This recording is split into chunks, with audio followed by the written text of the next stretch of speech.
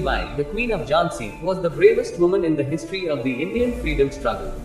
They only spent 5 years in the struggle field, but throughout that time they did excellent work. Their sole purpose in life was to serve the people. She was not even afraid of death. Indian hearts are still filled with the heroic memory of the Queen. Rani transformed the ordinary men of Jhansi into brave warriors. There is no specific record of the Queen as date of birth. However, it is recorded that it may be 1827 or 1828. She was born into a family of Brahmins. Her mother was Bhagirathi, and her father was Morapad Tambe. Jhansi is located in the region called Bundelkhand, and Shiva Rao was the ruler of Bundelkhand in 1803 AD. Shiva Rao made an alliance with the British, and as a result, in 1806 AD, the British took control of the region and Jhansi came under the East India Company. After Shiva Rao died, his son Gangadhar Rao came to the throne. Gangadhar was a strong leader who gained the British government's support and carried out numerous programs that helped the populace. He encouraged art and literature, collected rare books from the country, and established a large library in Jhansi. Ramabai was the wife of Gangadhar Rao. They had a very happy life, but they had no children, and soon Ramabai died, and Gangadhar Rao never thought of another marriage for years. However, he soon became obsessed with thoughts about the next royal heir. Finally, he begins to think of remarrying and sends a Brahmin to the neighboring lands to find a suitable bride for him. During the investigation, the Brahman meets Baji Rao, and Baji Rao gives the horoscope of the Brahman girl. Baji Rao suggests that this is the horoscope of the girl whom I call Manu, and she is the daughter of one of my followers. Brahman, who checked the horoscope, said she was born to be a queen. I see that in the horoscope. The child's real name was Manikarnika, and everyone called her Manu. She was brave and had an interest in horseback riding and martial arts, so she married Gangadhar Rao. The courageous heroine of freedom fighter Lakshmibai's story begins here. The marriage of Manikarnika took place in Jhansi in May 1842. The people accepted the new queen with joy. The queen was not very interested in British supervision in the country. One day Queen told her husband to change his cooperation with the British. It was not good for the future of Jhansi. The Maharaja believed it was appropriate, but given the current situation, a quick change was difficult. After some time, the Queen became pregnant and gave birth to a child, which did not please the British East India Company because they were waiting to bring the country under the rule of the East India Company if the king had no children. Unfortunately, the child born to the Queen lived only 3 months. The death of the child made the king and his people very sad, and the king never recovered from that grief.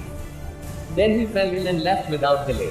This tragic incident happened in November 1853, the period of the king's death. The queen was only 25 years old. Queen had to face two problems at the same time: grief over her husband's death on the one hand and the fear of British occupation of Jhansi on the other. Other problems in the nation included the adoption of a child by the king, which was reported to the British government but was rejected. In addition, the British government declared that Jhansi would come under British rule and that the Queen would receive a pension.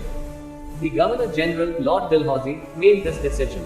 The Queen objected to this British government action, which is why the British army attacked Jhansi, looted the Queen's palace, seized the temple's belongings, and gave her the order to leave the country.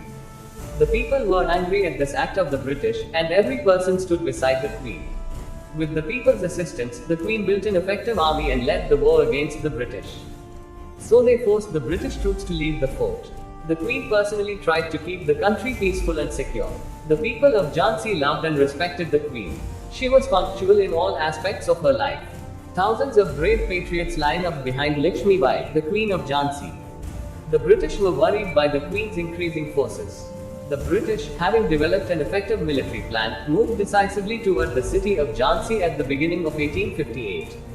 The Queen did not even flinch when she recognized the British army coming against her. She loudly declared that she would not give up her Jhansi to anyone. Those words of the Queen were accepted by thousands, saying that it was better to die fighting than to live in the hands of the enemy. Women also came forward to fight for the Queen.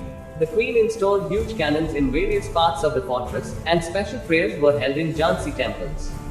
Women carried and delivered the ammunition for the guns. Without any delay, they finished all the preparations. The war trumpets soon blew. Artillery fire was opened by Jhansi men on the enemy. However, the British made a strong counterattack, and their soldiers silenced the South Tower cannons of Queen's fortress. But the British cannons were attacked by the Queen's artillery in the west, which compelled the British artillery to leave the battlefield. 5 days passed peacefully, but the peace did not last long as the British cannons attacked Jhansi again. With the help of a telescope, the English soldiers located the fort's water reserves and fired cannons against them. They also demolished the weapons plants in Jhansi.